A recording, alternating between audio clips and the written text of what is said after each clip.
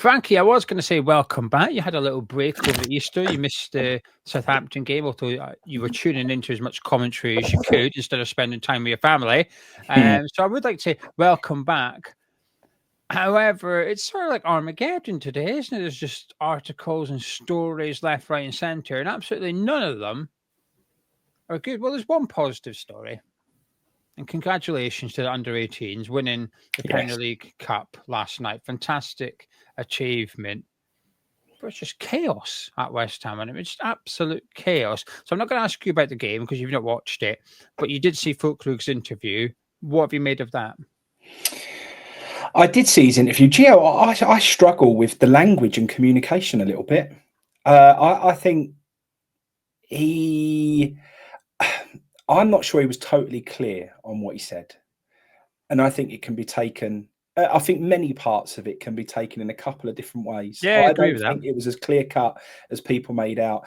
And I think everyone jumped to this conclusion it was a massive defence of Graham Potter and that he asked for something different. If you read it back with a very open mind and watch it back with a very open mind and you sort of actually listen to the words that he says, he don't actually say that. And he may insinuate that maybe half of the team went on the defensive and half of the team went on the attack. And maybe that Potter didn't communicate that, but he doesn't actually confirm that in those words. You could take it in context of maybe Potter did want part of the team to be defensive and part of the team to be attacking, and it means we didn't play as one unit, and that is Graham Potter's fault. So he doesn't actually say, Graham Potter definitively said, I want all of the team to go on and score another goal. He doesn't say that. So I think you can take it in a couple of different ways. I don't think it was as black and white as everybody made out. I think it was great that he came out and was honest and sort of communicated that we've got some issues, some disconnect somewhere along the lines, wherever that may be stemming from, and that the team are not together as a unit and doing what we need to do to win football matches. And we know that anyway, because the results aren't there at the moment. So that's just clear. But I like the attitude. I don't mind some people coming out and calling it out for what it is. I'd rather see it. I prefer it than pretending that there isn't something wrong and that everything's all rosy. Because at the end of the day, you can't deal with and address problems unless you accept that there are problems there. And I do think that West Ham are in a place where we've got some issues and they need to be addressed. And whether that comes from players, management, whatever, I just hope that it is taken from him in good faith that he wants the best for the team. He wants the best for West Ham, and that's why he's called it out. And in fact, while you shouldn't necessarily be too vocal when that's the captain's job or it's the manager's job and so on, I think he did it in a very passionate way that shouldn't have had a knock-on effect of any negative against that, the rest of the squad. I think actually the rest of the squad should turn around and go, do you know what, mate? You're absolutely bang on with what you're saying, and we all need to buck our ideas up and sort out what's going on.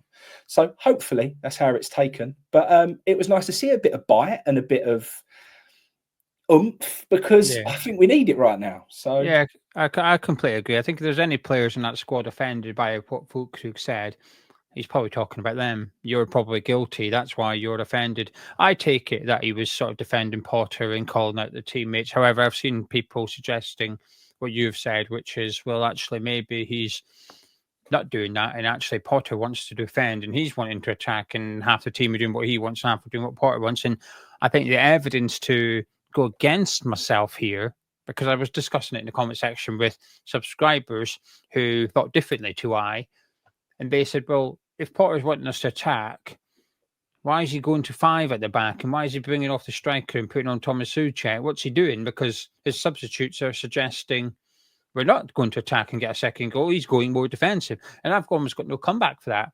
Well, I did, because you know what I'm like. But my comeback to it was, well, we scored in the 47th minute or something. We scored so early. There was a long time between getting the first goal and then Potter making the substitutions on the 80th minute, which was Thomas Soucek coming on for Füllkrug plus Skulls for Emerson. The Guilherme one for Kudus happened already, but that was an attacking player for an attacking player. I don't think you can suggest that was a defensive move, but the double substitution certainly felt a defensive move.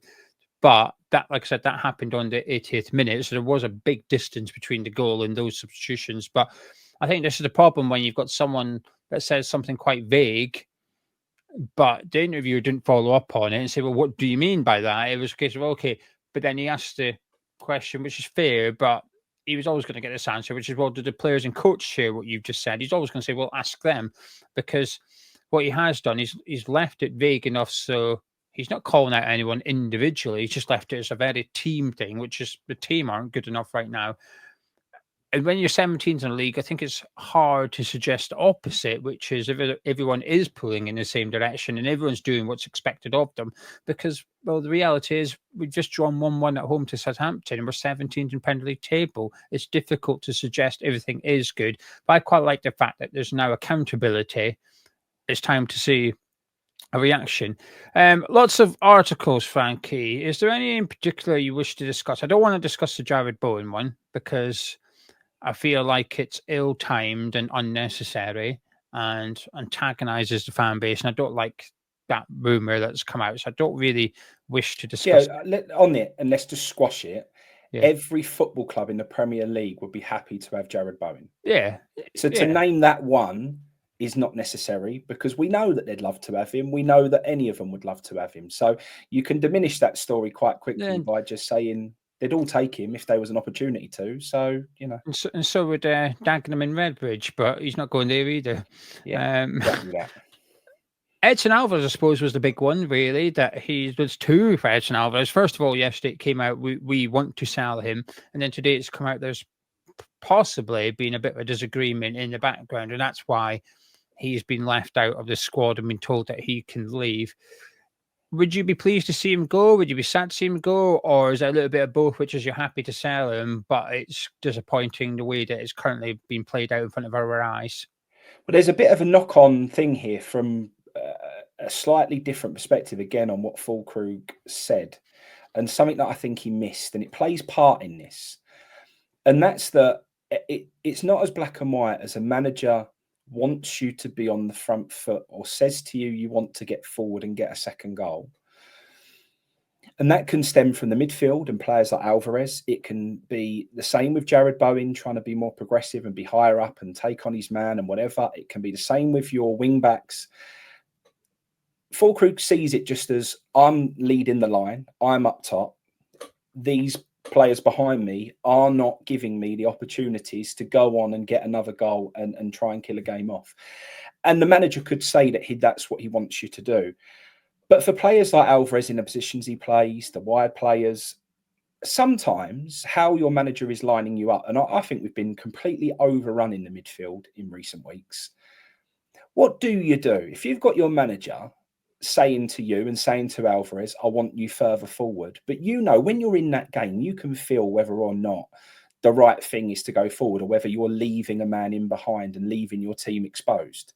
If you feel like I'm here, but if I do that, we're going to be massively open and we're going to be massively vulnerable. As a player, you take the responsibility to play the game that's in front of you. And I get that you should always listen to your manager and communicate what your manager's saying. But if you don't believe in what your manager's saying, you think he's missing something, it's very, very difficult for the rest of the players to go, I'm just going to abandon my responsibilities and just do what you're saying, and I'm just going to leave us vulnerable and exposed and a massive gap for the team to play into and potentially, you know, cost you a goal. Not go and get the second goal or get a goal that gets you in front or kills a game off, but actually it could cause you to, you know, to lose the game.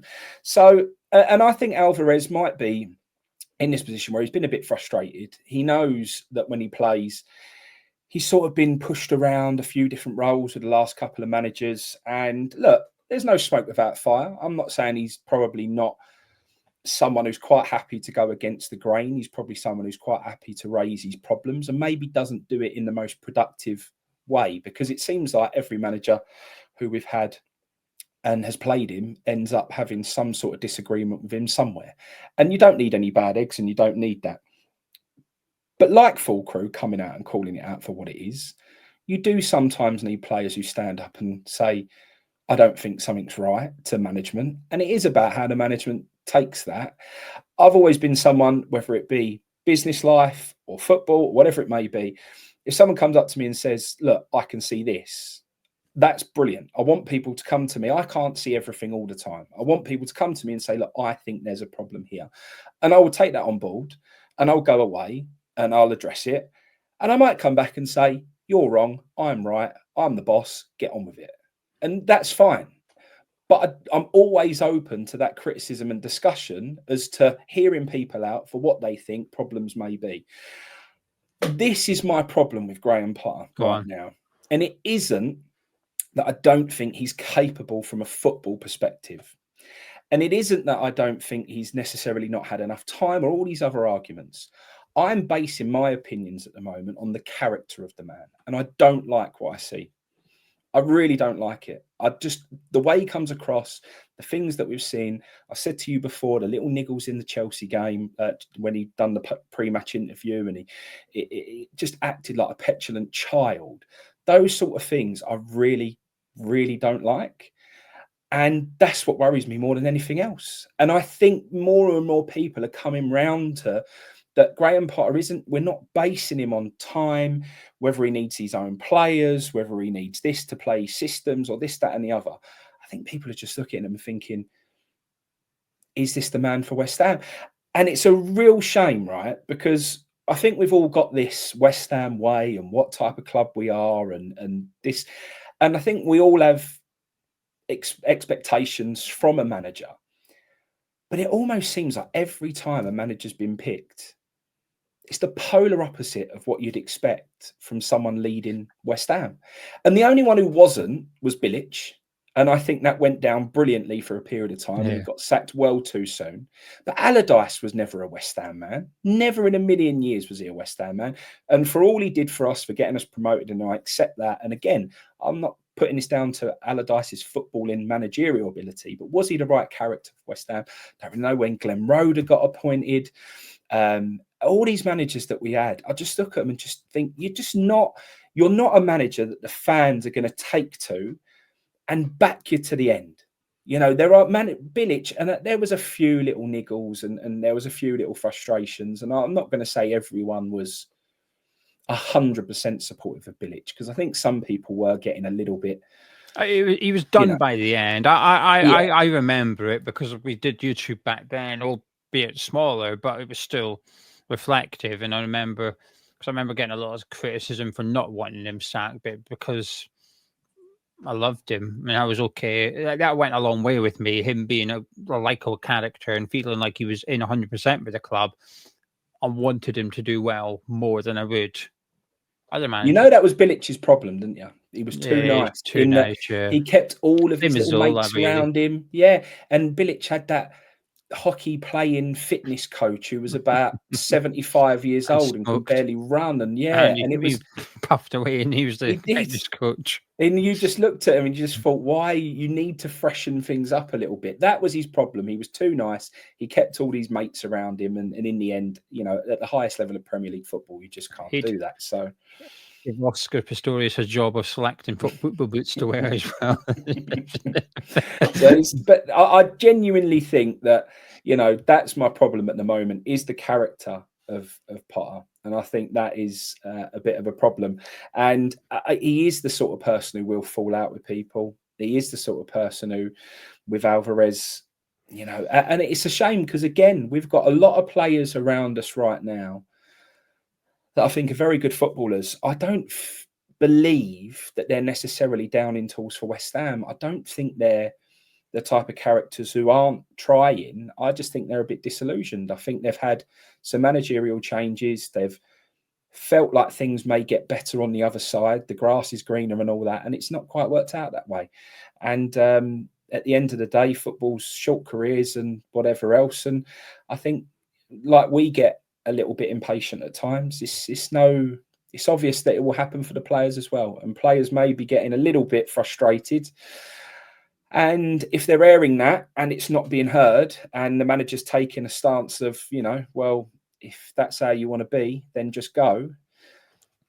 It's a shame because I don't think they're forcing their way out as such. I just don't see it that way. Maybe I'm wrong. Maybe Alvarez is a bad apple. Maybe no matter where he goes, he's always going to be a difficult character. He's always going to fall out with people, and he's not the sort of person you want around the club. And if that's the case, then I'm very, very happy to say goodbye now and on your way, mate, because, we haven't got anything to play for from now for the rest of the season. And I'd rather see in that PSG game, you see how Orford played. I'd rather see Orford be given minutes than I would see Edson Alvarez, who's going to be on that first plane after the last game of the season and out the club. So, yeah. Well, he's not the only player being linked with moves away. Just want to point you in the direction of this video sponsor, which is Surfshark. What is Surfshark? It's a VPN for your phone. How does a VPN work? I don't know.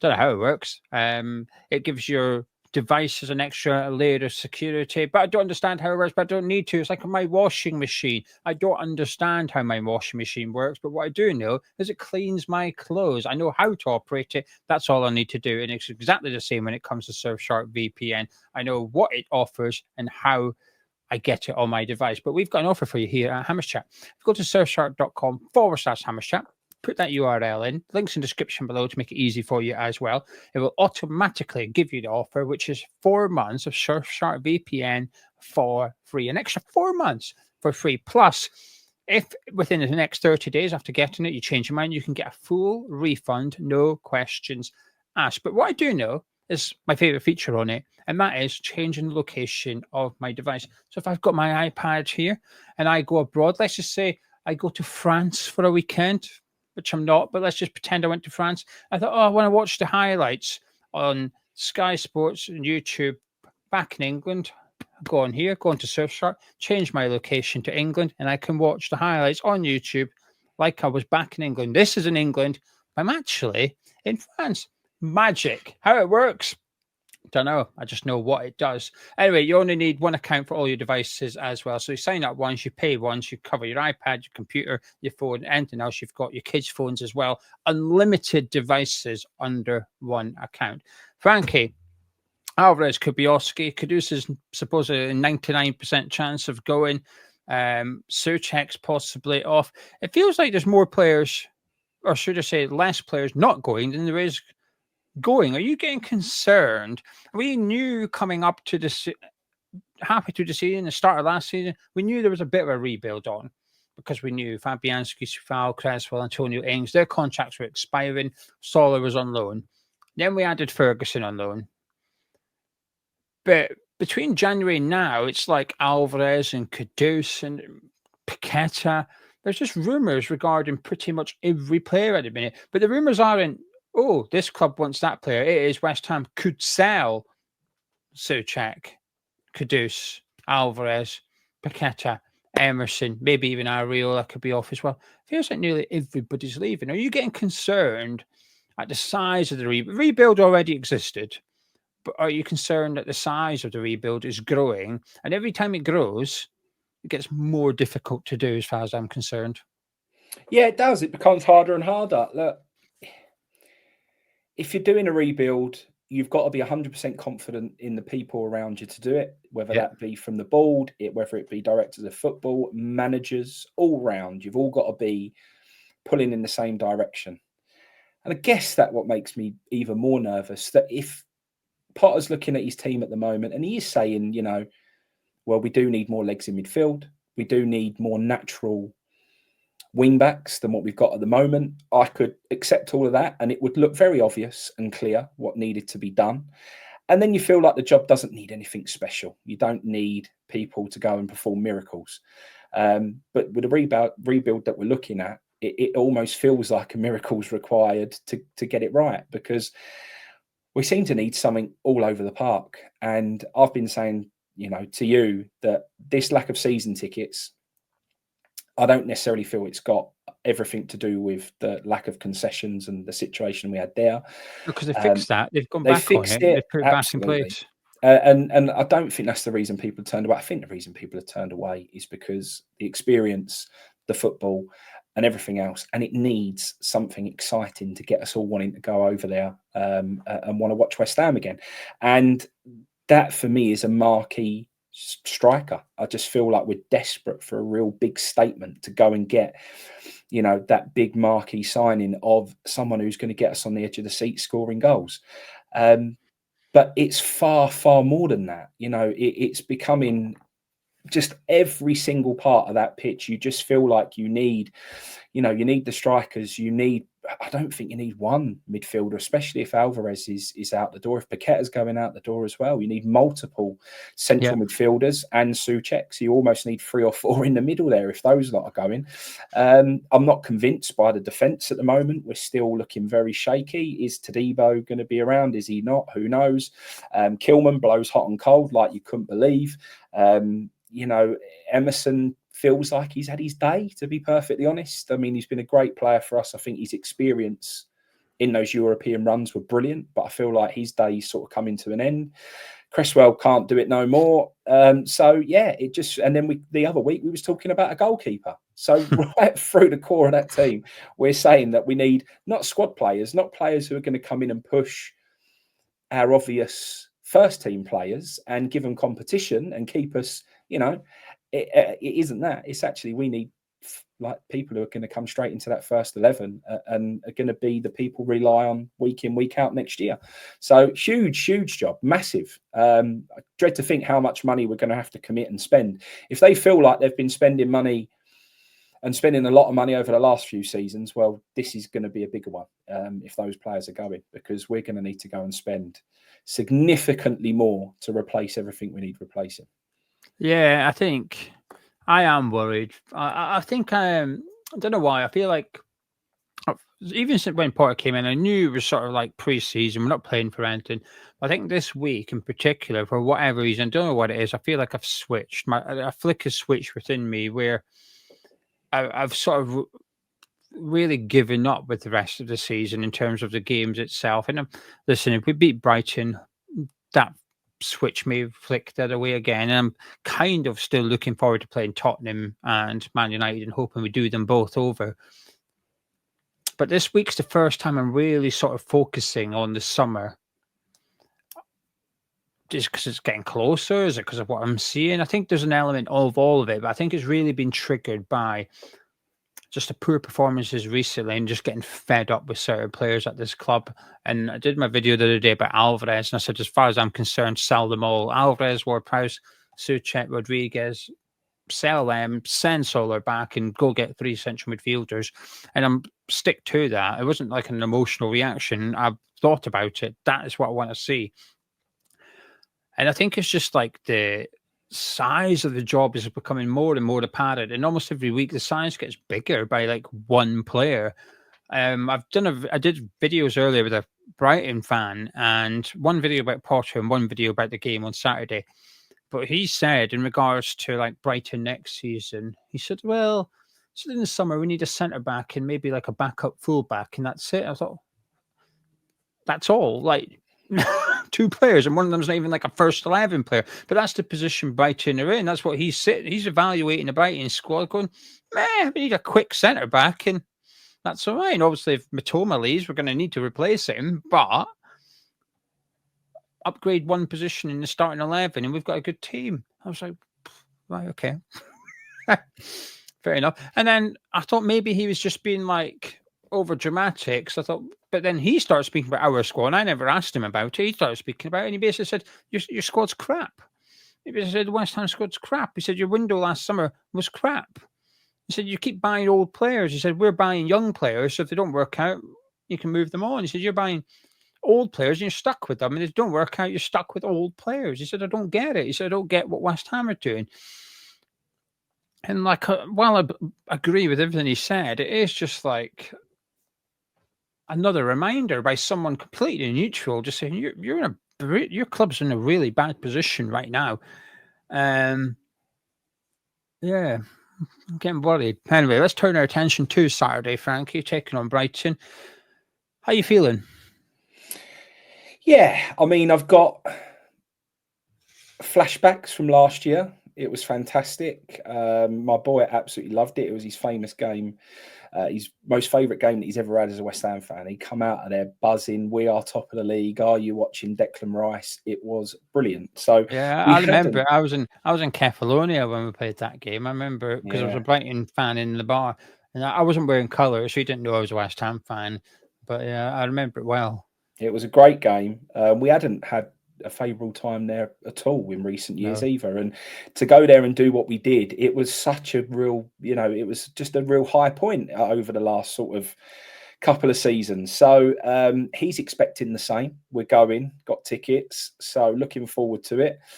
He's actually got training and a match, and then that finishes about 12:30, and then we'll bomb straight down the motorway and try and make kickoff. So his expectations are he's getting a repeat of what he got that day. So big expectations to live up to.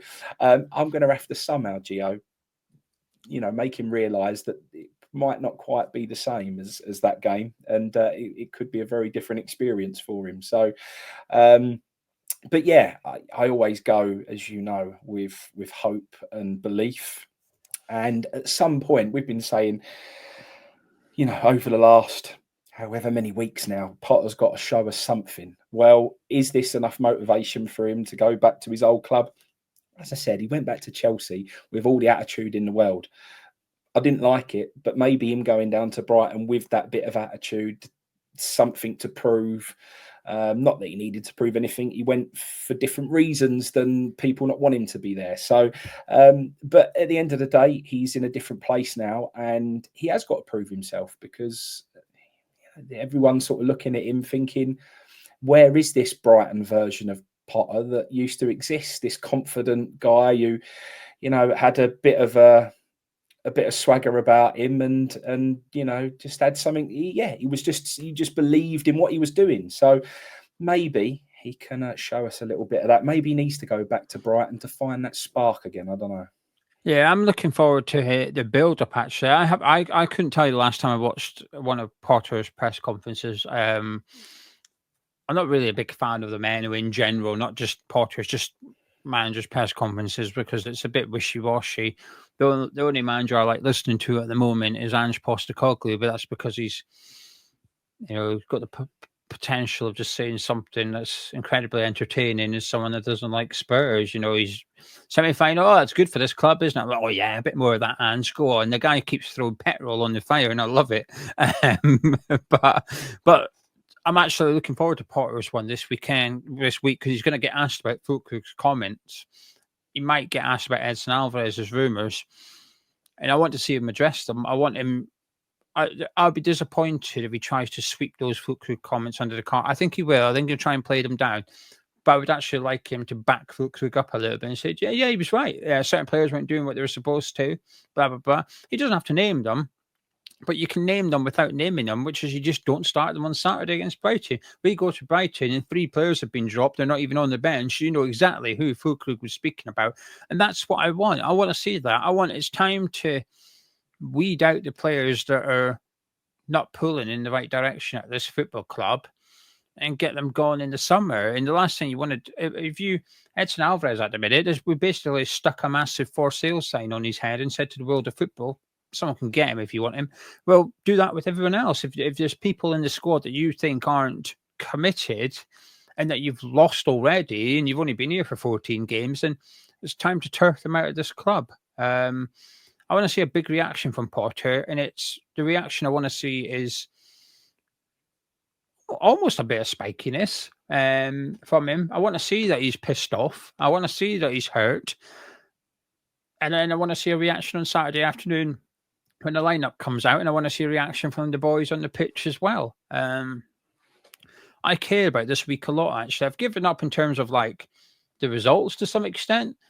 I would rather this weekend, Frankie, I would rather we draw 1-1, but Potter drops the 2 or 3 players that Füllkrug's perhaps referring to. They're out the squad completely.